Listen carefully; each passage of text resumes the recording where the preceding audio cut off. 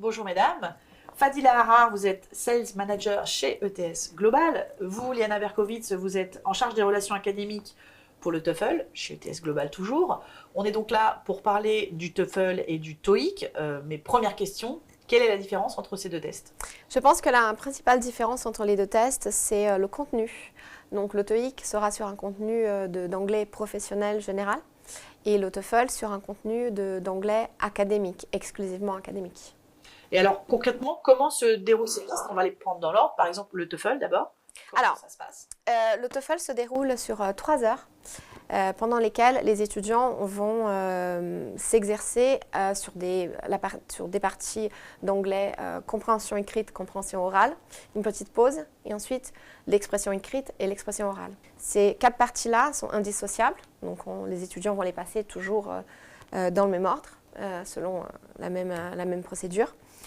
La partie d'expression orale et expression écrite sont passées sur ordinateur.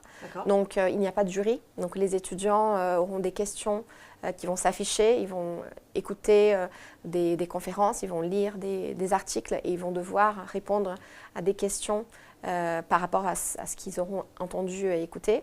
Et pareil pour l'expression écrite. Ils vont devoir répondre par écrit sur ordinateur. Ils vont devoir réagir sur des documents et des questions qui leur sont posées. Très bien. Et pour le déroulement du TOEIC, vous pouvez nous en dire plus? Donc le test TOEIC Listening and Reading, qui est le test le plus utilisé en France, va évaluer la compréhension orale et la compréhension écrite. Le test dure 2 heures, format papier-crayon, et c'est un QCM. La partie listening, donc la compréhension orale, va durer 45 minutes et la partie reading, donc compréhension écrite, va durer 1h15.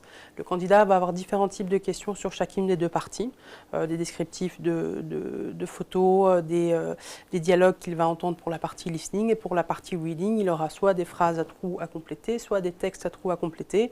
Et la partie qui est généralement la plus complexe et qui prend le plus de temps, c'est la dernière partie sur laquelle en fait le candidat va avoir des questions sur un groupe de textes. Donc il va devoir aller chercher les réponses d'un texte à un autre pour pouvoir répondre à sa question.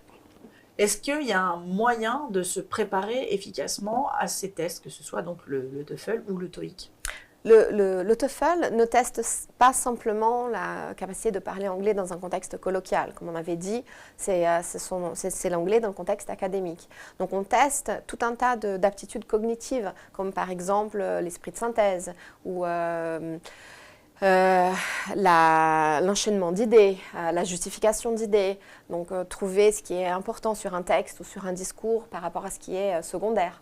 Donc en fait, on s'entraîne en déjà améliorant son niveau d'anglais, en écoutant de l'anglais, en pratiquant de l'anglais, en écoutant par exemple des TED Talks ou la radio en anglais ou lisant des articles de vulgarisation scientifique par exemple. Donc c'est important de se mettre dans le bain parce qu'on ne bachote pas ces tests-là. Bien qu'on puisse les découvrir à l'aide du MOOC, à l'aide de tests blancs que nous avons à disposition, c'est une préparation en fait à l'anglais tel qu'il est parlé, tel qu'il est vécu, tel qu'on l'expérimente dans ce contexte académique. Donc on se prépare en améliorant son niveau d'anglais. On ne se prépare pas donc 2 semaines avant? On ne se prépare absolument pas 2 semaines avant. Généralement, on conseille à peu près 2 mois avant de commencer à se préparer au format du test, d'utiliser les différents supports avec du contenu officiel qui existe aujourd'hui, d'aller sur le site internet de tsglobal.org sur lequel les étudiants vont avoir beaucoup d'informations, notamment le type de questions, des exemples de questions. Et c'est un moyen pour eux de commencer à se préparer au test. Et comme l'a dit Liana, ne pas oublier qu'on est sur de l'apprentissage de l'anglais et de l'évaluation de l'anglais, donc de continuer à s'améliorer en anglais. Le TOEIC et le TOEFL répondent à une logique qui est valable pour tout. C'est une question de préparation.